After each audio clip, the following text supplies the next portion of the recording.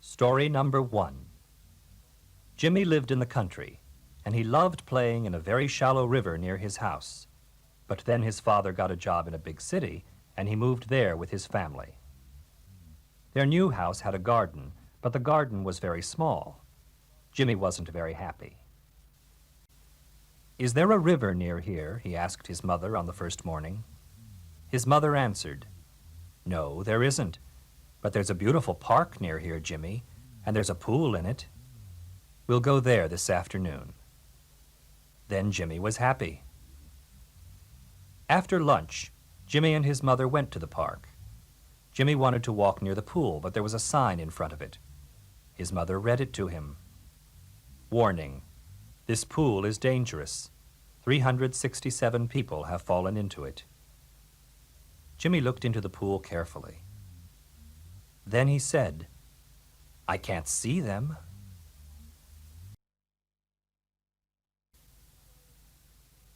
Story number 2.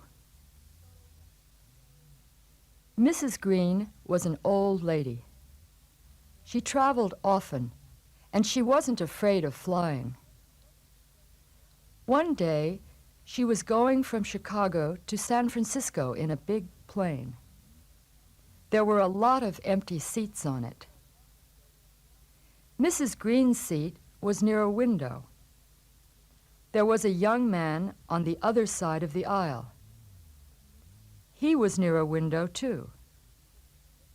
Mrs. Green looked at the young man several times.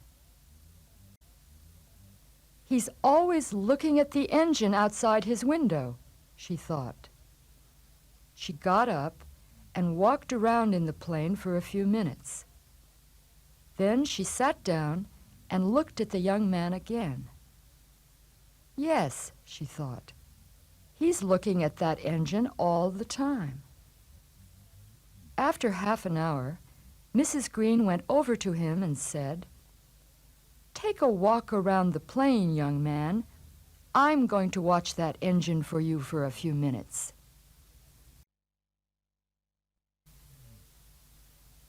Story number 3. It was a Saturday morning in May. When Mrs. Edwards opened her curtains and looked out, she smiled and said, "It's going to be a beautiful day." She woke her small son up at 8:30 and said to him, "Get up, Teddy. We're going to go to the zoo today. Wash your hands and face, brush your teeth, and eat your breakfast quickly. We're going to go to New York by train." Teddy was 6 years old. He was very happy now because he liked going to the zoo very much, and he also liked going by train. He said, "I dreamed about the zoo last night, Mommy." His mother was in a hurry, but she stopped and smiled at her small son. "You did, Teddy?" she said. "And what did you do in the zoo in your dream?" Teddy laughed and answered, "You know, Mommy. You were there in my dream, too." Story number 4. Polly went to school when she was 6 years old. She liked her first day very much. Her teacher, Miss Yates, was very nice, and the other children in her class were nice too. But at the end of the second day, when the other children left the classroom, Polly stayed behind and waited. Miss Yates had some work to do and did not see Polly at first, but then she looked up and saw her. "Why didn't you go with the others, Polly?" she asked kindly. "Did you want to ask me a question?" "Yes, Miss Yates," Polly said. "What is it?" Miss Yates asked. "What did I do in school today?" Polly said.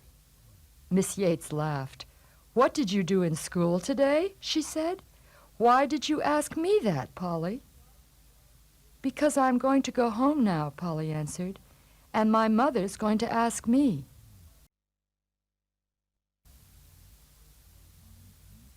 Story number 5.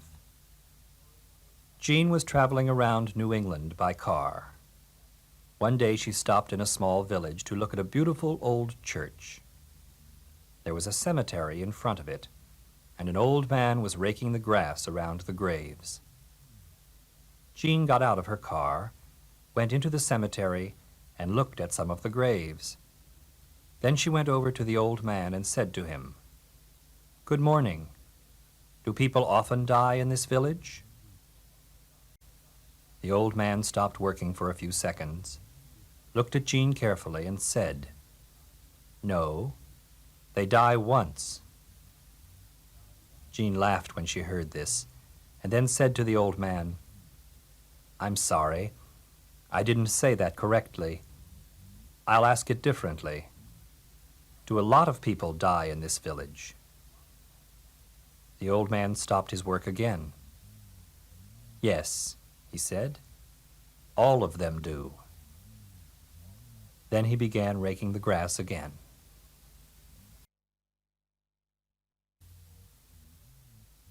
Story number 6.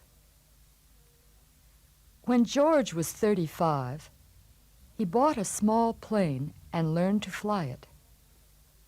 He soon became very good and made his plane do all kinds of tricks. George had a friend. His name was Mark. One day, George offered to take Mark up in his plane. Mark thought, "I've traveled in a big plane several times, but I've never been in a small one, so I'll go." They went up, and George flew around for half an hour and did all kinds of tricks in the air. When they came down again, Mark was very glad to be back safely, and he said to his friend in a shaking voice, "Well, George, thank you very much for those 2 trips in your plane." George was very surprised and said, "2 trips?" "Yes, my first and my last," answered Mark.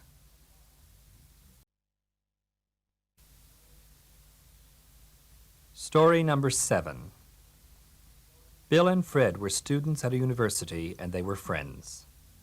They didn't have much money, so when it was time for their summer vacation, Bill said, "Let's take our vacation in a trailer, Fred. It's cheaper than a hotel. I can borrow my father's trailer." Fred was very happy, so they got into the trailer and began their vacation. They wanted to get up early the next day to go fishing, but they didn't have an alarm clock. "That's all right, Bill," Fred said. "I'll put these small pieces of bread on the roof of the trailer tonight, and they'll wake us up in the morning." Bill was very surprised, but he didn't say anything. Fred was right. As soon as it began to get light, small birds came down to eat the bread, and their noise on the roof of the trailer woke Bill and Fred up very quickly. Story number 8. Kate and Jenny went to school together for several years and were friends.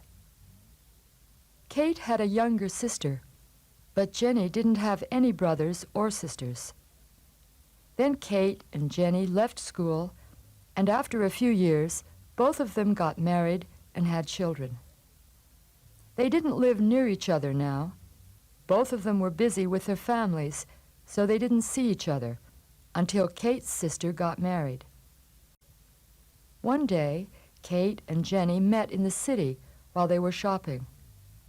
They talked for some time, and then Jenny said to Kate, "How's your sister getting along with her new husband?" "Oh, fine, Jenny," Kate answered quickly. "There's only one little thing." "Oh, what's that?" asked Jenny. "Well, she hates him," said Kate. "But there's always something wrong with everything, isn't there? Nothing's ever perfect."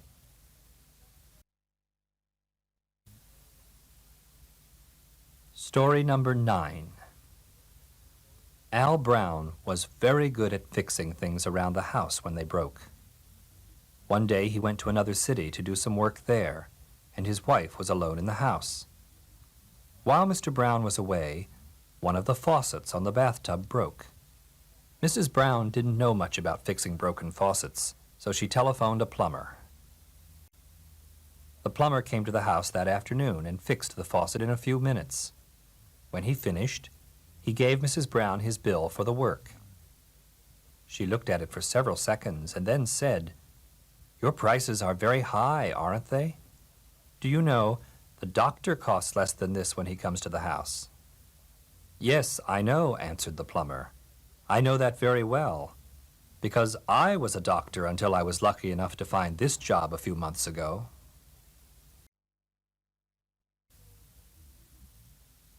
Story number 10. When Mary Smith was a student, she always wanted to become a teacher because she liked children. When she was 21 years old, she began teaching in a small school. She was a good teacher, and she laughed a lot with the children in her class. They enjoyed her teaching.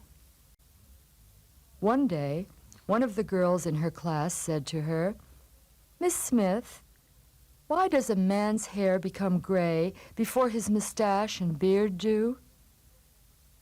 Mary laughed and answered, "I don't know, Helen." "Why does it become gray before his mustache and beard do?"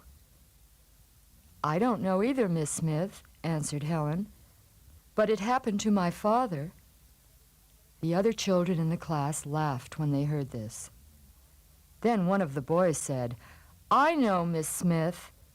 Men's hair becomes gray first because it's 16 years older than their mustaches and beards."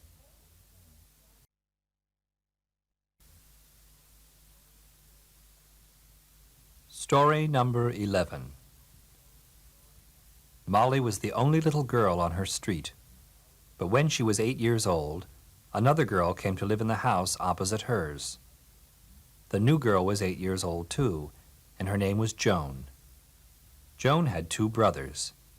She didn't go to the same school as Molly, but they soon began to play together after school.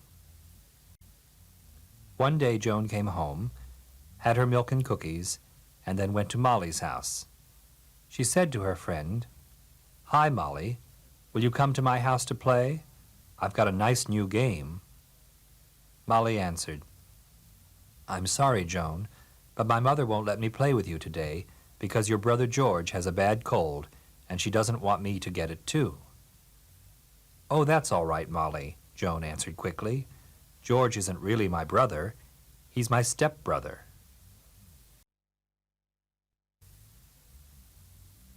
Story number 12. Mike was a small boy, and he hated soap and water. 3 or 4 times every day, his mother said to him, "Mike, your hands are very dirty again. Go and wash them." But Mike never really washed them well. He only put his hands in the water for a few seconds and then took them out again. Mike's uncle and aunt lived in another city. One day, they came to stay with Mike's parents, and they brought their small son, Ted, with them. Ted was a year younger than Mike, and he didn't like soap and water either. The boys sat with their parents for a few minutes, but then they went outside. When they were alone, Mike looked at Ted's hands and then said proudly, "My hands are dirtier than yours." "Of course they are," Ted answered angrily. "You're a year older than I am."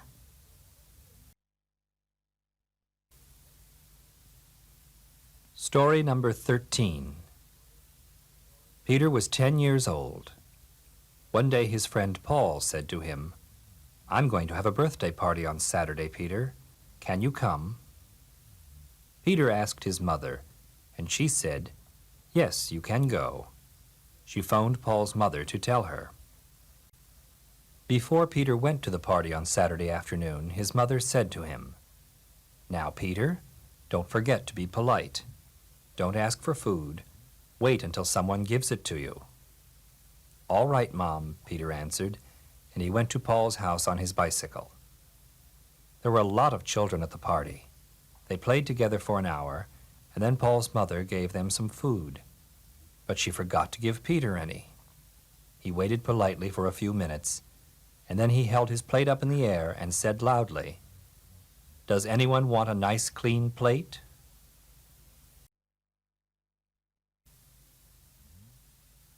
Story number 14.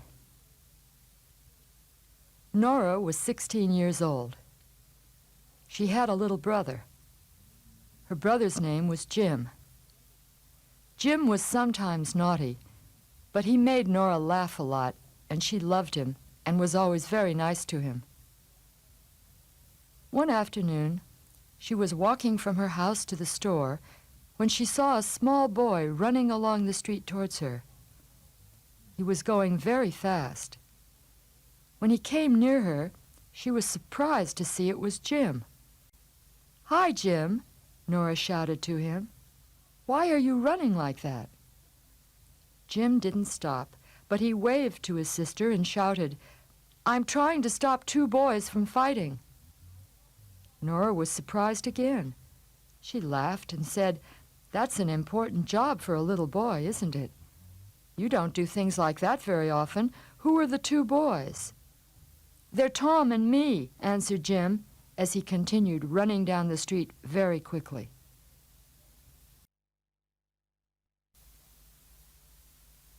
Story number 15.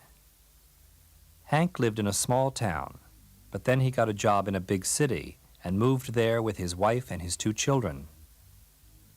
On the first Saturday in their new home, Hank took his new red car out of the garage and was washing it when a neighbor came by. When he saw Hank's new car, the neighbor stopped and looked at it for a minute. Then Hank turned and saw him. The neighbor said, "That's a nice car. Is it yours?"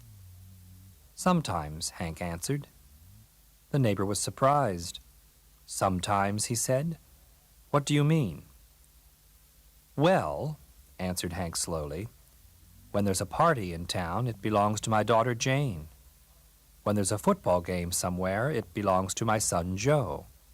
When I've washed it and it looks really nice and clean, it belongs to my wife. And when it needs gas, it's mine." Story number 16.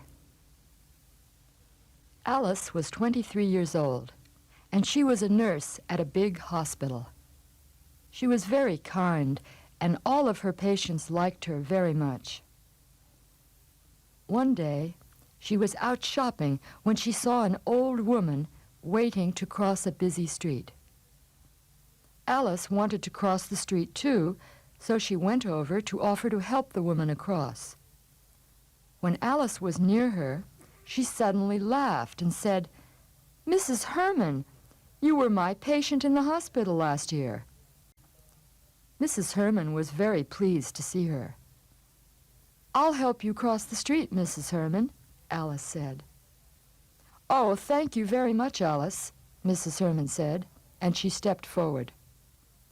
"No, no, Mrs. Herman," Alice said quickly. "Wait, the light's still red."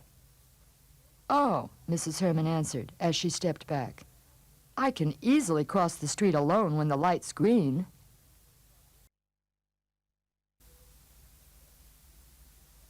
Story number 17. John left the United States in 1969 to work in Africa.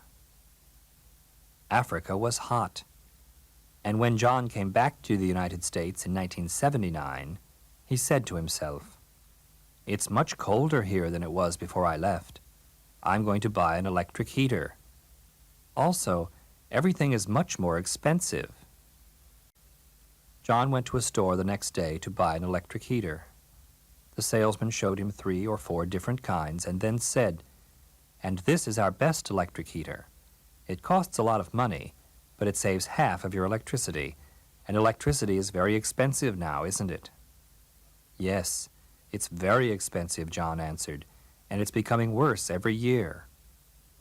He looked at the electric heater carefully, thought for a few seconds, and then said, "Well, I'll take 2 of these, please, and then I'll save all of my electricity.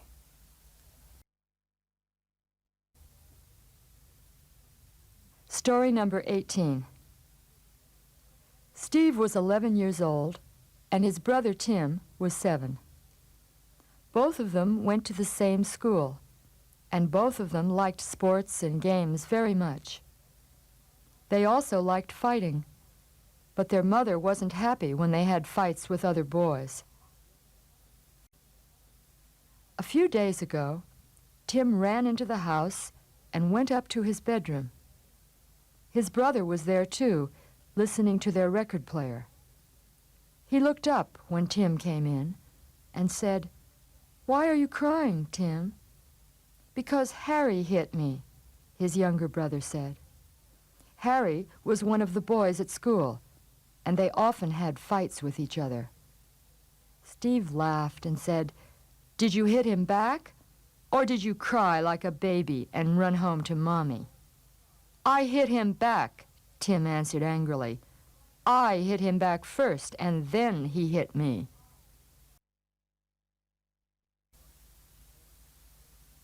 Story number 19. Billy lived on a quiet street in a big city. His mother sometimes took him to the park to play, but when she was busy, he played in the street. One evening, Billy's father gave him a beautiful new ball, and the next morning Billy went out into the street to play with it. He played happily for a few minutes, but then a big dog came along. When the dog saw the ball, he wanted to play with it too. Billy picked the ball up and held it above his head. He did not want the big dog to take it and run away with it, but the dog jumped up and knocked him over. Billy's mother came out of the house and ran to him at once. "Did he bite you?" she asked. "No, he didn't bite me," Billy answered, "but he tasted me."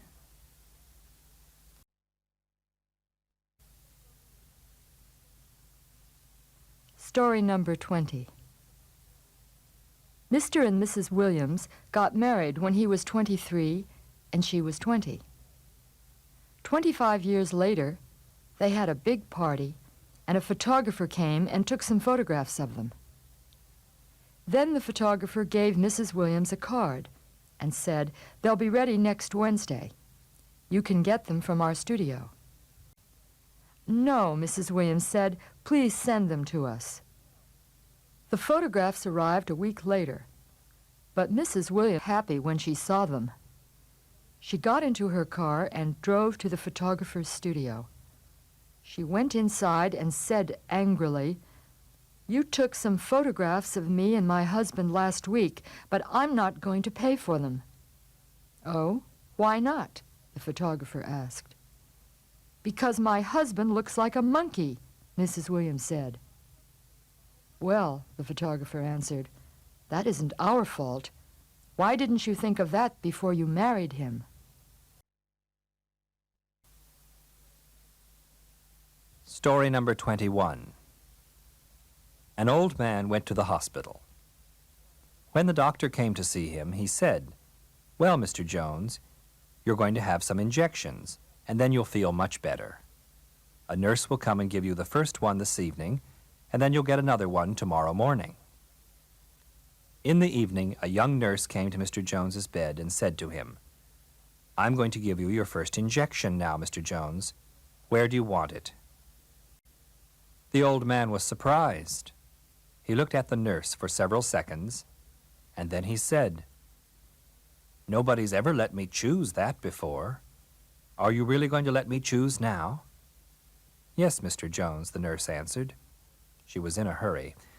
"Where do you want it?"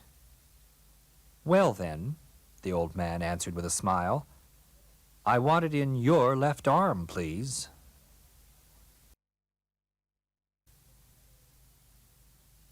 Story number 22. Pat Hogan was traveling around the country in his car.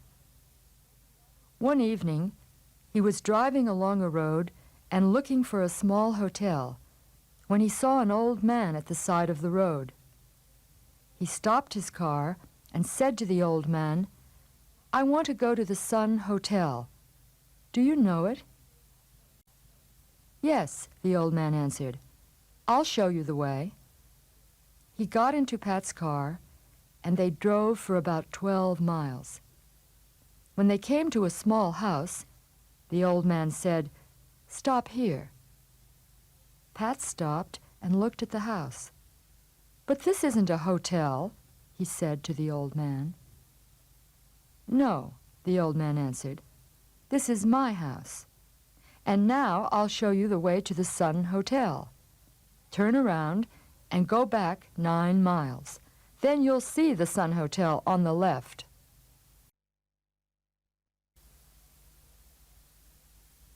Story number 23. Jimmy started painting when he was 3 years old, and when he was 5, he was already very good at it.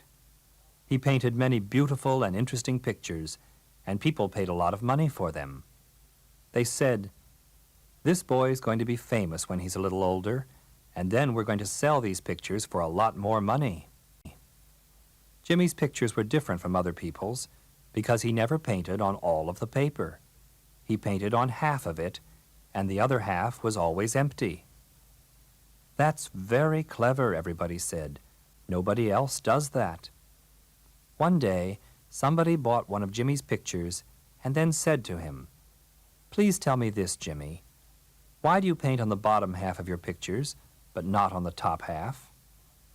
"Because I'm small," Jimmy said, "and my brushes don't reach very high." Story number 24.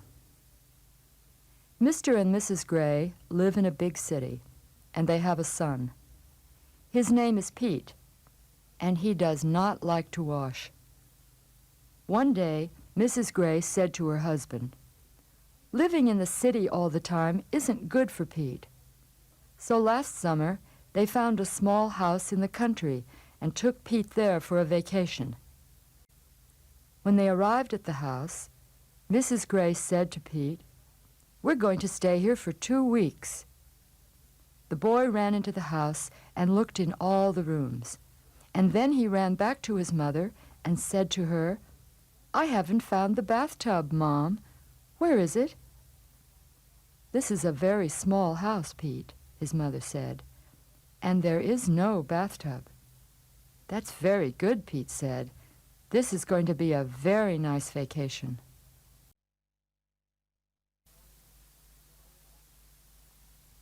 Story number 25. One day Mr. Parker said to himself, "I haven't seen my brother David for a long time, and he's living in a new house now. I'm going to drive there and see him this afternoon." He took his brother's address, got into his car, and started out. He drove for a long time, but he didn't find the house, so he stopped and asked somebody to help him. "Go straight along this road for 2 miles, the man said. "Then turn left, and then take the second road on the right." Mr. Parker went straight along the road and turned left after 2 miles. But then he got lost again. He drove for another mile, and at last he saw a road on his right and stopped. A woman was coming towards him, so he said to her, "Excuse me, is this the second road on the right?"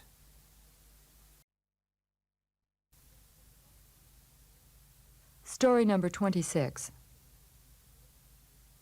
Mr. and Mrs. Wilson lived in a big, crowded city, and one summer they took a vacation in the country. They enjoyed it very much because it was a quiet, clean place and very different from the city. One day, they went for a walk early in the morning and met an old man.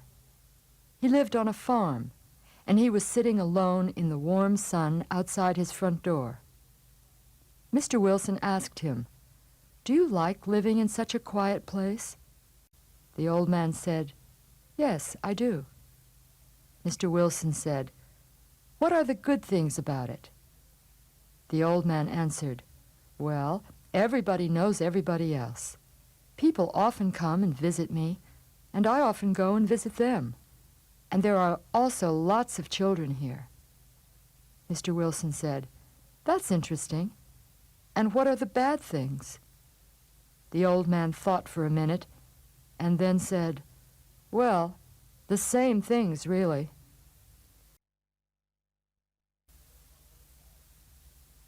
Story number 27. Don was traveling around the country, and one day he was in a hotel in a small town.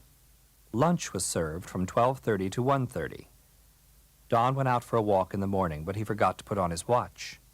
He walked for a long time, and then he saw a young man in the street, so he said to him, "Excuse me, can you please tell me the time?"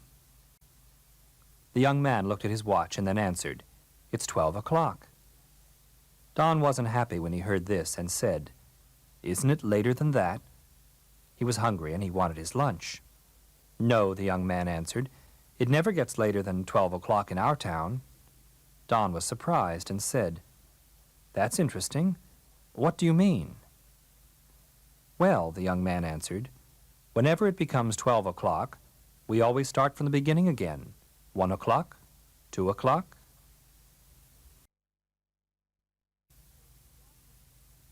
Story number 28. Mr. Clark worked in an office, and he did a lot of important and difficult work. But then he began to forget things, and this made his work very difficult. One day he said to himself, "I'm going to go and see Dr. Martin about this." He waited in the doctor's waiting room with the other patients, and then the nurse said to him, "You can go in and see Dr. Martin now." Mr. Clark hurried into Dr. Martin's office, and the doctor said, "Please sit down, Mr. Clark. What can I do for you?" "Oh, doctor," said Mr. Clark, "it's terrible. I can't remember anything for longer than half a minute, and it's making my work very difficult. What can I do? Can you help me?" The doctor said, "When did this start, Mr. Clark?" "When did what start?" Mr. Clark asked.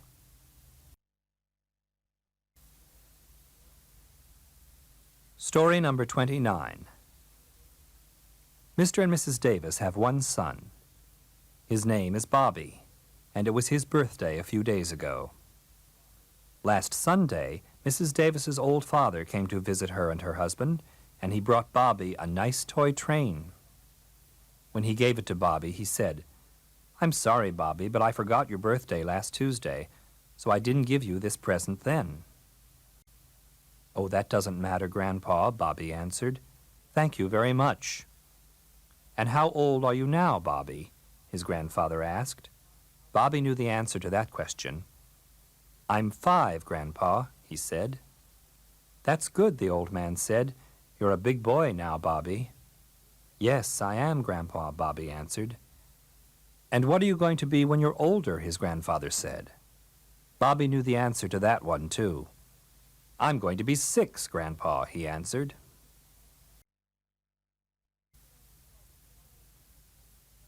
Story number 30. Dick was a sailor on a big ship. It went to Japan and Australia, so Dick was often on the ship for several months at a time. When he woke up in the morning and looked out, he only saw the sea, or sometimes a port. When he was 23, Dick got married and bought a small house with a garden in his wife's town. It was far away from the sea. Then he had to go back to his ship, and he did not come home for 2 months. He went from the port to the town by bus and was very happy to see his wife again. The next morning, he slept until 9 o'clock. Then he woke up suddenly and looked out of the window. There were trees a few feet away. He was very frightened and jumped out of bed shouting, "We've hit land!"